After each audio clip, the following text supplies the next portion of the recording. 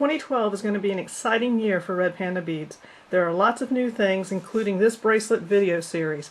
Every month there will be a new video introducing a new bracelet. Each design will be based on the color of each month's birthstone. The video will show how to make the bracelet. There will also be kits available on the Red Panda Beads website. We start the series out with January, and the birthstone for January is garnet. For the month of January, I've designed a 2-strand bracelet using Miyuki telebeads. This is one of the new colors that just was released. It's a garnet color. It's a beautiful, beautiful red.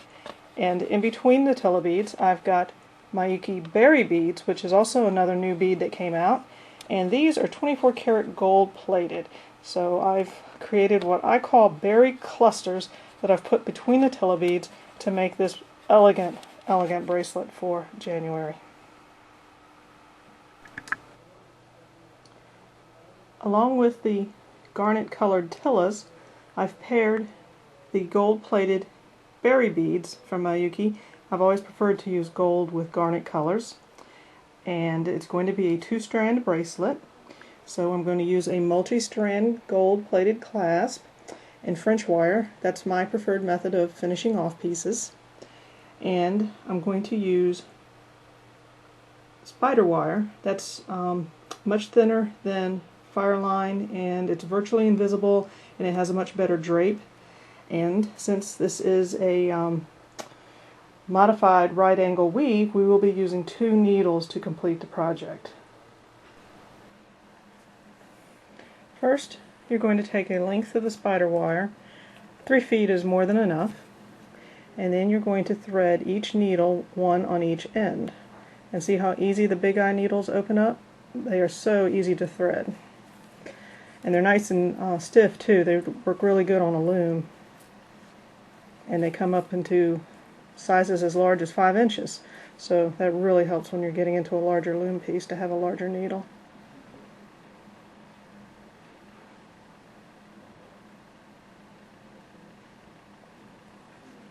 There. Both ends are threaded, and we are ready to begin. Now the first thing you're going to do is pick up 3 of the gold-plated berry beads. It doesn't matter which needle, because they're going to come down and rest in the center of the spider wire. Now next, you're going to thread 1 berry bead on 1 needle, and you're going to run the second needle through in the opposite direction, so that when you pull it tight, it comes down and rests on top of the 3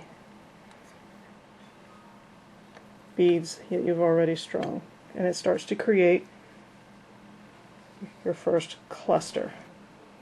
Now to finish your first cluster, you're going to take 1 berry bead on each needle and bring it down on the separate sides of the thread until they rest on top of the 4 other beads.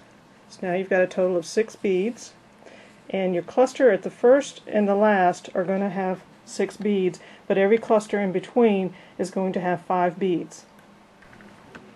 Okay, now you're ready to string your first tilla bead, and notice the last 2 berry beads are going to be loose until you bring this tilla bead down to rest on top of them. So you run 1 needle through one side and the second needle through the second hole, so both needles are coming up through the tilla bead, and you pull the thread tight, and there is the first cluster and first tilla bead. Okay, now you're ready to start your second cluster, and you're going to pick up 1 berry bead on each needle and bring them down so that they rest on top of the tilla bead. Then you're going to pick up a berry bead, and this berry bead you're going to run through 1 needle and then have the second needle go through in the opposite direction, and then you're going to pull it down to where it rests on top of the 2 berry beads.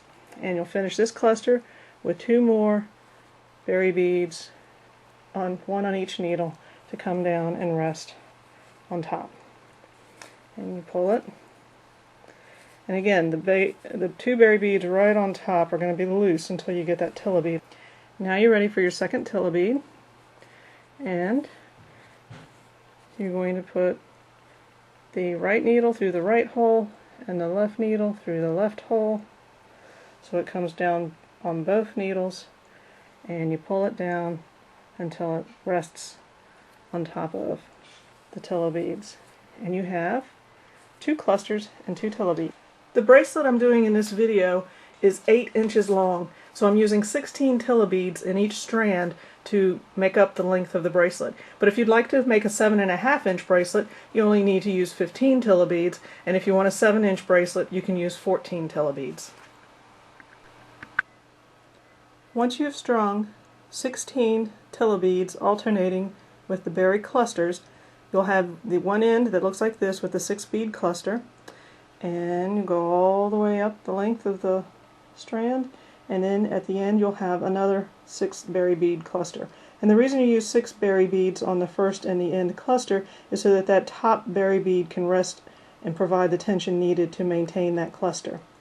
Next, we're going to apply the French wire and the first end of the clasp. French wire is also known as bullion and gimp, and what it is a finely coiled wire which is coiled into a tube, and you run your beading material, your thread or your NYMO or whatever, through the center of that coil, and the coil of the metal protects your wire or your thread from being worn or damaged from the clasp. You'll need to cut the French wire into the length that you'll need for your project. For most projects, 1/2 inch is sufficient. And I try to very closely measure and cut both pieces so that they match in size. And after I cut the first one, I usually just use the first cut piece as the measurement for the second piece to get them closer together and more accurate in size. It's very easy to cut. These are actually embroidery scissors. They do an excellent job.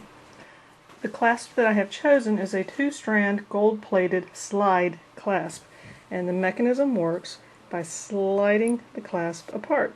So I'll be attaching one end to one end of the bracelet and the other end to the other end of the bracelet. But first I have to attach 2 jump rings to each end of the clasp so that it can connect appropriately to the bracelet. The jump rings that I used for this project are artistic wire jump rings, and they are split, but they have to be opened so that you can insert them on the clasp. And I like to use a jump ring opener. It's a very nifty, handy tool. It slides right on your finger. You put half the jump ring in secure flat nose pliers, and then you take the jump ring opener and you can easily open the jump ring without twisting it or bending it out of shape. And then once you've opened the jump ring, you put the clasp on, and then you take the jump ring opener and you close it, and there, a perfect jump ring on the clasp, ready to attach the bracelet to. And repeat that with, and I actually do these for the kits I provide. I put the jump rings on for you so that you don't have to deal with that issue. If you're making this on your own, you'll have to repeat the process until you have jump rings on all 4 of the attaching